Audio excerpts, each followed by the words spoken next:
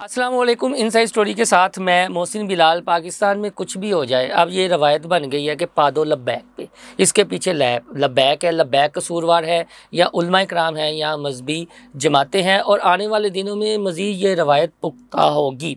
अब नया कट्टा खोल दिया जी नामवर कानूनदान एतजाद हसन साहब ने।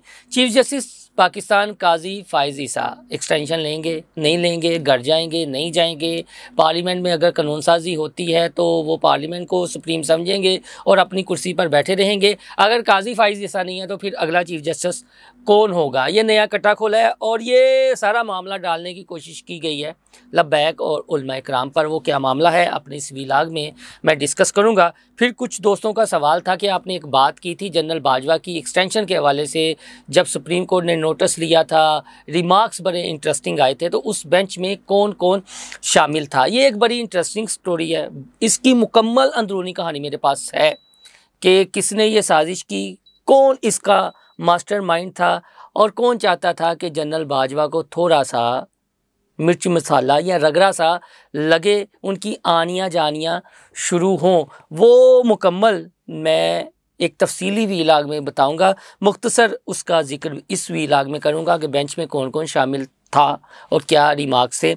इसके साथ साथ एक बहुत बड़ा इशू है जी, मेरा और आपका इशू है, और इसमें लब्बैक हो, जमात इस्लामी हो, मौलाना फजल रहमान की JUIF हो, क्योंकि उनका इंटरेस्ट नहीं है।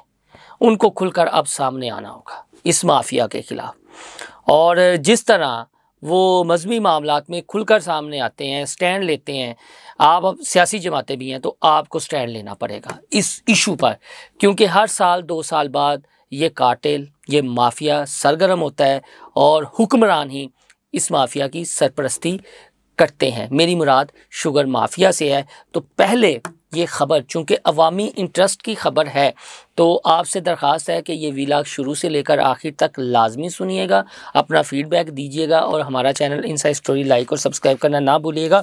तो बात शुरू चूँकि शुगर माफिया से है, तो उन्होंने एक नया कट्टा खोला है, हुकूमत के आगे मुतालबा रखा है, लेकिन इसका बैकग्राउंड भी मैं आपको बताऊँगा। बहुत बड़ी ख़बर है। मैं अपने इस YouTube के प्लेटफार्म से, इनसाइड स्टोरी से ऑलरेडी इस पर बात कर चुका हूं और इंशाअल्लाह ताला मुझे अल्लाह ने तौफीक दी, मज़ीद तो बात करता रहूँगा। मामला क्या है जी कि पंजाब जो चैप्टर है पाकिस्तान शुगर मिल्स एसोसिएशन का, उनकी एक प्रेस रिलीज़ जारी हुई है और इस प्रेस रिलीज़ में उन्होंने मुतफ़िका तौर पर ये फ़ैसला किया है कि शुगर इंडस्ट्री के लिए इतनी सख्त रेगुलेशन में अगला क्रशिंग सीज़न शुरू करना नाकाबिले अमल है। लिहाजा मुकम्मल इत्फाक़ राय से ये फ़ैसला किया गया है कि अगला क्रशिंग सीज़न तब तक शुरू नहीं होगा जब तक शुगर इंडस्ट्री सूबाई और फेडरल की सतह पर मुकम्मल तौर पर डी रेगुलेट नहीं की जाती और इसे फ्री मार्केट की सहूलत मैसर नहीं मिल जाती, जिस तरह गंदम, चावल और मकई की फसलों में मार्केट की सहूलत मौजूद है, फ्री मार्केट की। और मज़ीद इस प्रेस रिलीज़ में ये मुतालबा किया गया है कि शुगर मिलें, बल्कि मुतालबा नहीं है, धमकी लगाई गई है कि शुगर मिलें उस वक्त तक भी नहीं चलेंगी जब तक शुगर मिलों के पास मौजूद चीनी का स्टॉक ख़त्म नहीं हो जाता। ये बड़ी दिलचस्प कहानी है, लाजमी सुनिएगा। जो इसकी मैंने अंदरूनी कहानी, स्टोरी, जो ख़बर है आपको देनी है। पहले ये मैं प्रेस रिलीज़ पढ़ दूं कि इनके क्या मुतालबात है और किस अंदाज में ये रियासत को या हुकूमत को धमकी लगा रहे हैं और धमकी किन की माँ पर लगा रहे हैं। क्या इनके सरपरस्त इतने ज़्यादा मजबूत हैं कि उनका कोई कुछ नहीं बिगाड़ सकता?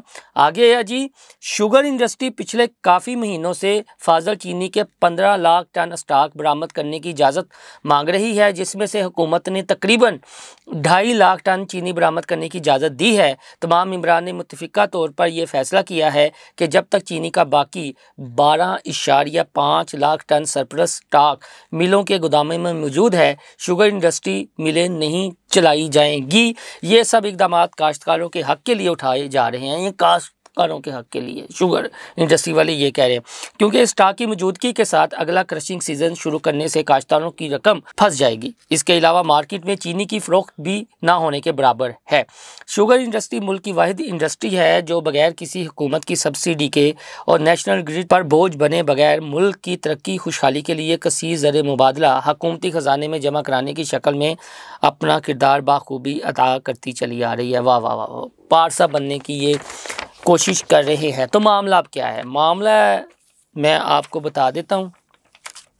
बड़े सीनियर साफ़ी हैं जवाद रिजवी, उनके साथ मैंने इनसाइड स्टोरी के प्लेटफार्म से मुतअद्दिद वीलाग किए। जब ये अभी शुगर का मामला नहीं उठा था तो उन्होंने हमें ख़बर दी थी कि भाईजान अब शुगर इंडस्ट्री ऑपरेट किस तरह करेगी, ये जो कार्टेल है किस तरह हुकूमत को प्रेशराइज़ करेगा। इसमें हुकूमत के लोग भी शामिल हैं क्योंकि उनकी अपनी शुगर मिले हैं। तो जवाद रिजवी इस चीज़ के एक्सपर्ट हैं, गिने चुने नाम है ये जो शुगर कार्टेल पर काम करते हैं। और जवाद रिजवी वही हैं जिन्होंने इमरान खान के दौर में शुगर स्कैंडल, जो मशहूर ज़माना शुगर स्कैंडल था जिसके बाद जहांगीर तरीन और इमरान खान के दरमियान इटखटका शुरू हो गया, वो जवाद रिजवी ने ही खबर ब्रेक की थी। अब जवाद रिजवी ने ये जो प्रेस रिलीज है ना, इस पर अपना तबसरा या जब हमने मज़ीद उनसे तफसील जानने की कोशिश की तो उन्होंने ये कहा कि शुगर मिल माफिया मुकम्मल तौर पर, उन्होंने लफ्ज़ इस्तेमाल किया है कि नंगा होकर बाहर आ गया है और हुकूमत जो ख़ुद भी इस माफिया का हिस्सा है नंगी धमकियां देना शुरू कर दी हैं। इस हुकूमत से इस माफिया के ख़िलाफ़ कुछ ना होगा। वजह आगे जवाद रिजवी ने यह बताई है कि जहांगीर तरीन और बाकी शुगर मिल मालकान बाशमूल वज़ीर आज़म शहबाज शरीफ, वज़ीर आला पंजाब मरीम नवाज़, सदर मुमलिकत आसिफ अली जरदारी इस माफिया का हिस्सा हैं और शुगर मिल मालकान हैं। यानी ये वो लोग हैं जो हुक्मरान हैं लेकिन इनकी अपनी शुगर मिलें हैं। आगे जवाद रिजवी ने ट्वीट में लिखा है, मुझे तो ऐसा लगता है कि इन हुकूमती अहदेदारों ने अपनी एसोसिएशन को खुद, लफ्ज़ जो उन्होंने लिखा है वो मैं पंजाबी में कह देता हूँ, वो लफ्ज़ नहीं बोलूँगा, उश्कल करवाई है कि धमकियां दो और मार्केट में आ जाओ ताकि फिर हम सब मिलकर आवाम की बैंड बजाएंगे और रज के मुनाफा खाएंगे। बेचारे पाकिस्तानी जाएं तो किधर जाएं। जवाद रिजवी ने ये कहा था कि पहले ये एक्सपोर्ट करने की इजाज़त मांग रहे थे, इन्होंने इजाज़त मांगी और उसके बाद हुकूमत को ये दरख्वास्त दी कि वक्त बहुत कम है जी एक्सपोर्ट करने का, ये वक्त बढ़ाया जाए। तो तब भी हमने ये डिस्कस किया था अपने एक वीलाग में कि फिर वक्त बढ़ा दिया जाएगा। अब ये कह रहे हैं जी कि हमारे पास इतना ज़्यादा स्टॉक मौजूद है, जब तक ये स्टॉक नहीं बाहर निकाला जाएगा क्या होगा, एक्सपोर्ट कर देंगे, फिर चीनी कहीं गायब हो जाएगी और पाकिस्तान में शुगर का रेट फिर बढ़ना शुरू हो जाएगा।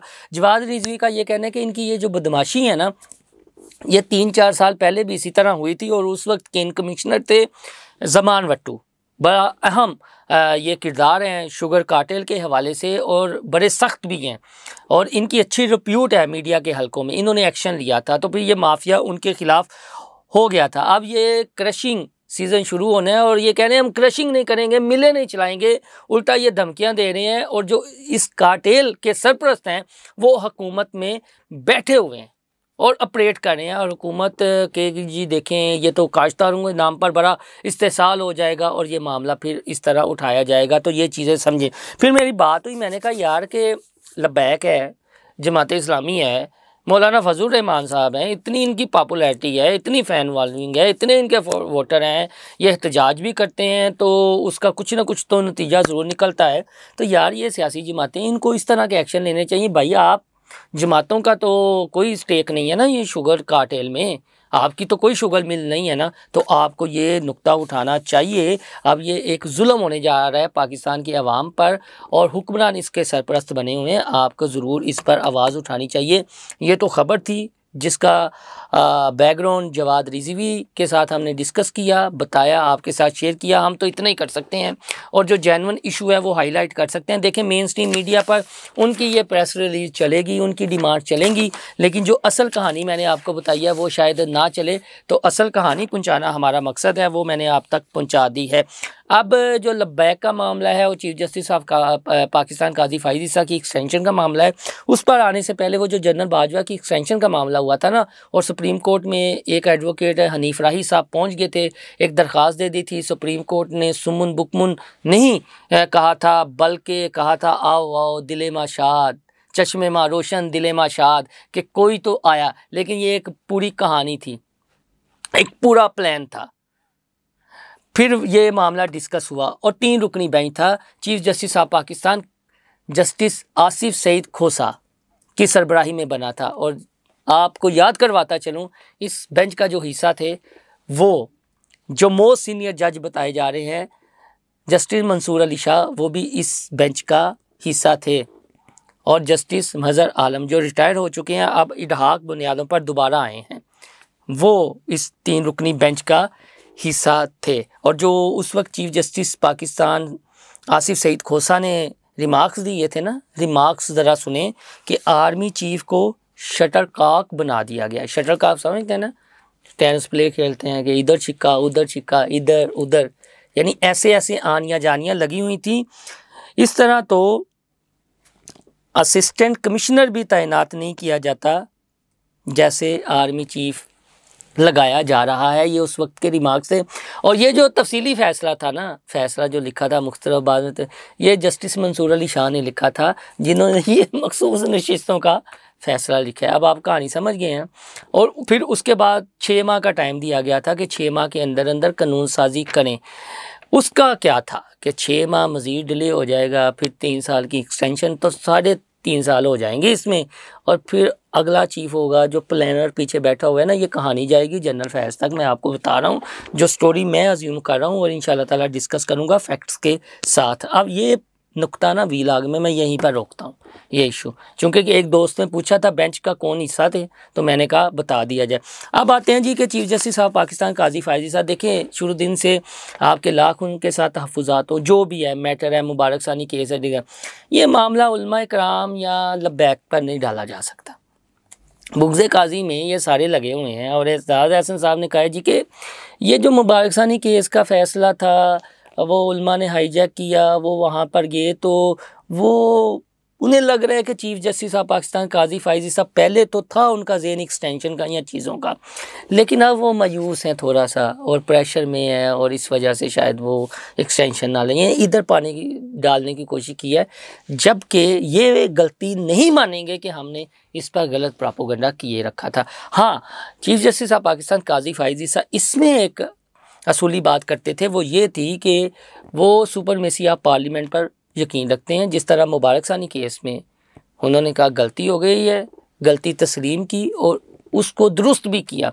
अब तो तफसीली फ़ैसला आना है ना, लेकिन ये जो बातें हो रही हैं ना, अब ये डाला जा रहा है, कोई ये नहीं कहेगा कि यार मैंने फेक प्रोपेगेंडा किया था ये काजी फायजी साहब की एक्सटेंशन के तनाजुर में कि ये शख्स एक्सटेंशन लेना चाहता है, इसलिए PTI के खिलाफ इंतकामी कार्रवाइयाँ कर रहा है। बल्कि पूरा एक महाज खड़ा किया गया सोशल मीडिया पर, खुद इमरान खान साहब भी मैदान में आए, बयानात दिए, लेकिन गलती तस्लीम नहीं करेंगे कि हमने जो रेफरेंस वाला मामला था उसके बाद ये एक चीफ जस्टिस ऑफ पाकिस्तान काजी फायजी साहब के खिलाफ गलत प्रोपेगेंडा किया, ये नहीं मानेंगे। अब क्या जो मैंने शुरू में बात की थी कि पादो उलमा इकराम थे, मजहबी जमातां थे या लब्बैक थे, अपनी गलती नहीं मननी कि असी फेक न्यूज़ फैलाई, गलत प्रोपेगेंडा किया, मनफी रिपोर्टिंग की, टारगेट किया, ए नहीं मननगे। और एजाज़ हसन साहब, यार आप इस उम्र में तो खुदा दा वास्ता जी सच बोलो, पूरा सच बोलो।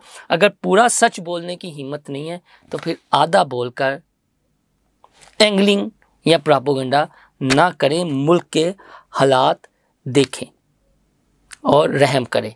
और ये जो मजहबी जमातों के खिलाफ मुंह उठाकर हर कोई शुरू हो जाता है, उन्हें भी सोचना चाहिए। लास्ट में मैं आखिरी एक दरख्वास्त करूंगा, देखें ये जो शुगर वाला माफिया ना, इसके खिलाफ खुलकर सामने आएँ, कोई स्टेटमेंट दें ऑफिशियली। ये जो जमातें हैं जिनके स्टेक नहीं हैं, दोस्तों इस सिलसिले में मज़ीद जो अपडेट आएगी आपके साथ शेयर करूंगा। आपसे दरख्वास्त है हमारा चैनल इनसाइड स्टोरी लाइक और सब्सक्राइब करना ना भूलिएगा, बेल आइकन का बटन भी दबा लीजिएगा।